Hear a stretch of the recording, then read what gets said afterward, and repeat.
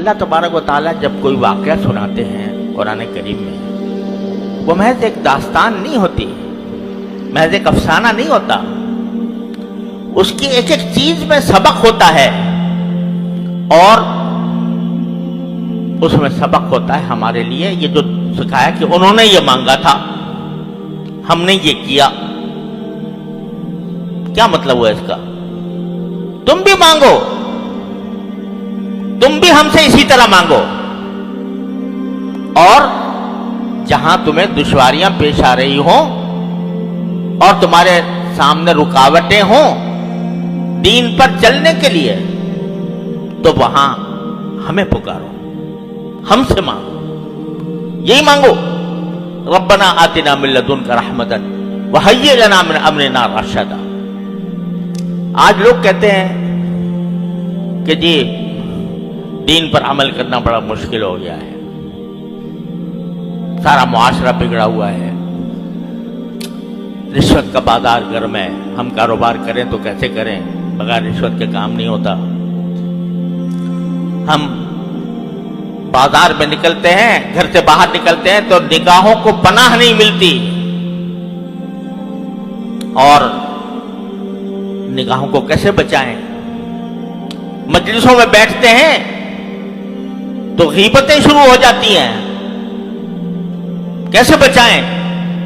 جبکہ پوری مجلس جو ہے وہ غیبتوں سے گرم ہے؟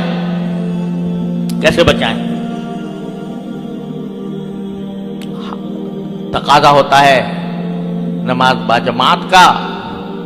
اور ہم ایسے ماحول میں رہ رہے ہیں جہاں کسی کو فکر نہیں ہے، تو ہمارے دل میں بھی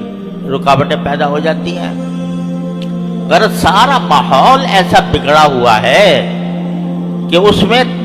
ایک تنہا آدمی کیسے اس طوفان کا مقابلہ کرے، تو یہ دعا اللہ تعالیٰ نے تلقین فرمائی، ارے بھائی اگر مشکل پیش آ رہی ہے، دشواری ہو رہی ہے، پریشانی ہو رہی ہے، تو کیوں ہم کو نہیں پکارتے؟ کیوں ہم سے نہیں کہتے؟ کہو ربنا آتنا من لدنک رحمتا وہیئ لنا من امرنا رشدا۔ اے اللہ میں گر گیا ہوں اس ماحول کے اندر، ظلمتوں کا ماحول ہے، تاریکیوں کا ماحول ہے، گناہوں کا ماحول ہے، میں گر گیا ہوں، مجھے بچا لے اس سے۔ تو آپ مانگو گے، صدق دل سے مانگو گے، اخلاص کے ساتھ مانگو گے، تو ممکن نہیں ہے کہ رد ہو جائے۔ کوئی دعا اگر آدمی دنیا کے کسی مقصد کے لیے مانگتا ہے نا، یا اللہ مجھے فلاں ملازمت دے دے، فلاں منصب دے دے، تو وہ ضروری نہیں ہے کہ تمہیں وہ مل جائے۔ کیوں؟ اس لیے کہ جب اللہ تعالیٰ دیکھتے ہیں کہ اس بندے کو اگر یہ منصب دے دیا تو یہ اس کو خراب کرے گا، اس کے اندر تکبر پیدا ہو جائے گا، یہ دوسروں کے ساتھ ظلم کرے گا، نہیں دیتے اللہ میاں۔ اس لیے نہیں دیتے کہ تمہاری مصلحت کے مطابق نہیں ہوتا۔ لیکن اگر تم اللہ سے دین مانگو، صلاح مانگو، گناہوں سے بچنے کی توفیق مانگو، طاعات اور عبادات کی عمل کرنے کی توفیق مانگو، اور صدق کے دل سے مانگو، تو کیا وجہ ہے کہ اللہ میاں کو دشمنی ہے تمہارے ساتھ اللہ میاں کو؟ تو اس لیے یہ سبق دیا جا رہا ہے کہ جب جس طرح وہ گر گئے تھے دقیانوس کی سلطنت میں، کفر و شرک میں گر گئے تھے، موت سامنے کھڑی ہوئی تھی، لیکن انہیں ہمیں پکارا، ہم نے ان کو اس طرح معجزانہ انداز میں اس ظلم و ستم سے بچا لیا۔ تو اس لیے جب کبھی یہ شیطان کا دھوکہ دل میں آئے کہ بھائی اگر بعض لوگ کہتے ہیں کہ جی اگر ہم صحابہ کرام میں کے زمانے میں پیدا ہوتے تو پھر ہمارے لیے دین پر چلنا آسان ہو جاتا، لیکن ہم تو ایسے 21ویں صدی میں پیدا ہوئے ہیں